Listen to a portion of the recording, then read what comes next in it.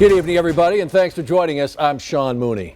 Frank Jarvis Atwood is scheduled to be executed tomorrow for the 1984 kidnapping and murder of Vicki Lynn Hoskinson. Yesterday, there were two motions heard and decisions were handed down this morning. The motion by the ACLU to have the Executive Board of Clemency's decision reversed due to a violation of the Open Meetings Law was denied. The Ninth Circuit Court of Appeals in San Francisco also denied a motion to stop the execution. Now his attorneys have filed a motion with the Arizona Supreme Court asking for a new trial. And in just 12 hours from now, Frank Jarvis Atwood is scheduled to die by lethal injection in Florence. Tonight we learn it was her family who requested the death penalty. News 4 Tucson's Lupita Murillo has the story. It'll be 37 years, 7 months, and 22 days when they execute him from when he kidnapped Vicki. That is ridiculous. Ridiculous, she says, because the appeals process has taken so long. No more motions, no more hearings, it needs to be done. You know, I wish I would have had 37 and a half more years with Vicki. Debbie Carlson, along with family members, have spent half their lives fighting for justice for Vicki. Carlson knew it would be a long road, especially when they requested the death penalty instead of life in prison. This is the reason why we chose the death penalty, because it guaranteed us that he'd never get out of prison again. Had they chosen life, it was possible Atwood would be released after serving 25 years. So he would have been out 12 years ago, and I can guarantee you there would have been another family, another victim, and maybe more. Carlson is sad Vicki's grandmother won't be there. She died in 2020 and talked about her granddaughter on her deathbed. And she says, Mihaim, I'm dying. And I go, yeah, Mom, I know. She goes, I didn't get to see the execution. I go, I know, Mom, it's okay.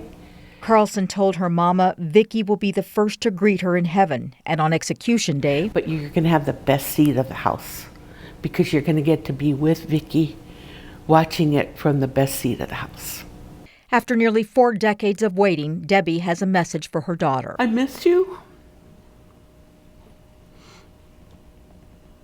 I'm sorry. I'm sorry I sent you. But we've honored your life. We've shared who you were. You've changed a lot of lives. We're all very proud of you. Lupita Murillo, News 4 Tucson. Tucson was forever changed after that September day when Vicki Lynn went missing. News 4 Tucson's Eric Fink joins us live tonight from the Northwest Side with more on how the community remembers the then 8-year-old almost 4 decades later. Eric. Good evening, Sean. You know, Vicki Lynn was just starting 3rd grade here at Homer Davis Elementary on the Northwest Side when she was murdered. She loved softball. On that horrific day, she rode her bike down the street to mail a birthday card and never came home. September 17th, 1984, Vicki Lynn Hoskinson hopped on her bike to mail her aunt a birthday card just down the street from her home. One neighbor who doesn't want to be identified told us she's lived right across Vicki Lynn's elementary school for 43 years. She vividly remembers the days after the 8-year-old went missing. They set up a command post across the street at the school, I remember that, and that the neighborhood was very up in arms about it. You know, you have this little 8-year-old girl that's been, that's disappeared, and then just find out that, she's been murdered. How did what happened to Vicki Lynn change this neighborhood and change this city? Well, I think we all came together in support of the family, for one thing. I had a cousin that became very involved in victim witness at the time and was very helpful to the family.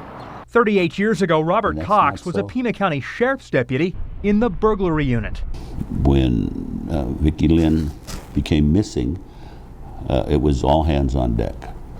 The department just did everything they could to locate her.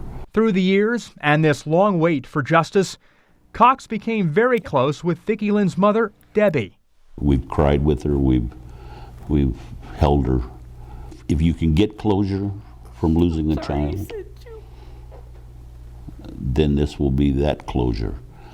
I don't know what kind of closure you can get other than knowing that the perpetrator has finally paid the price.